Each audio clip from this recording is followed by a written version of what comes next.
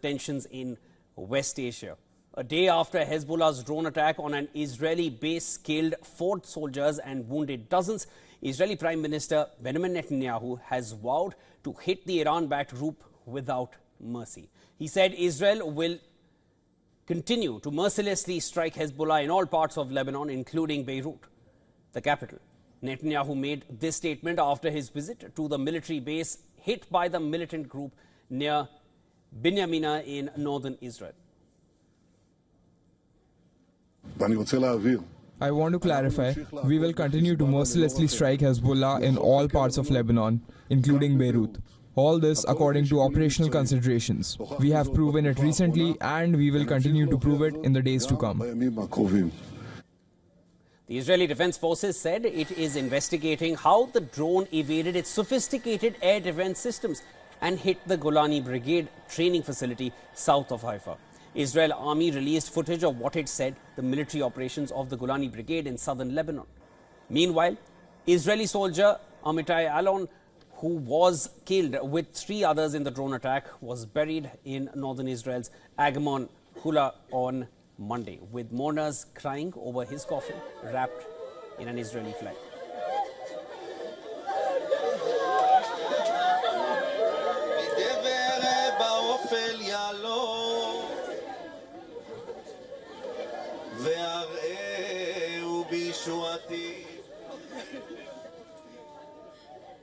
Prior to Netanyahu's comments on Hezbollah, new airstrikes against targets in Lebanon, including one in a northern Christian majority town of Aitu, killed at least 21 people on Monday. According to Aitu mayor, the house hit in the Israeli strike had been rented to displaced families.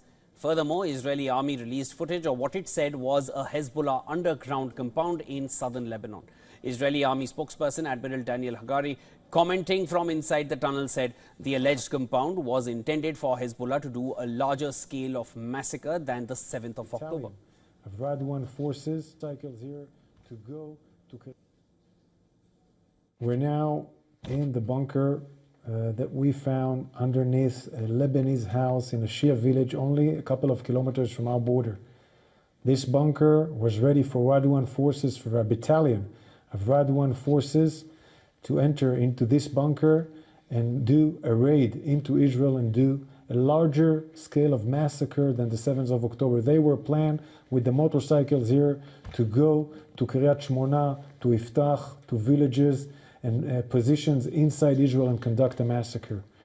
As Israel presses its campaign against Hezbollah militants in southern Lebanon, the United Nations Security Council voiced strong concerns after several UN peacekeeping positions in southern Lebanon came under fire.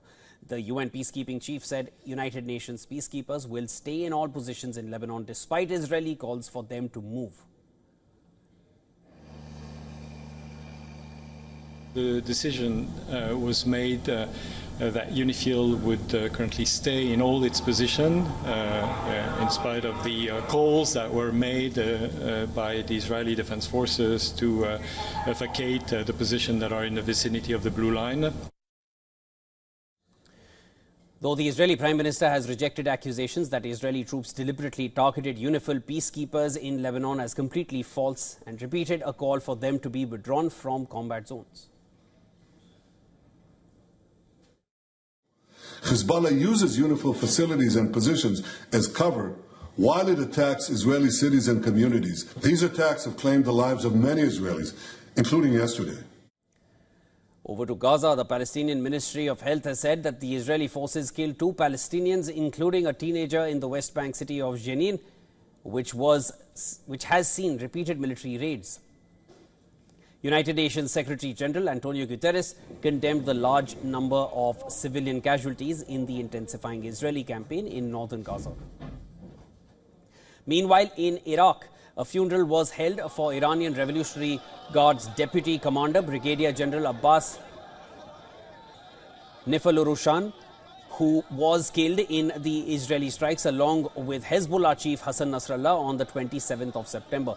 This is one of 2 funerals held for Nilfarushan in Iraq. The second one will be held in the city of Najaf, and later the body will be taken to Iran for the burial.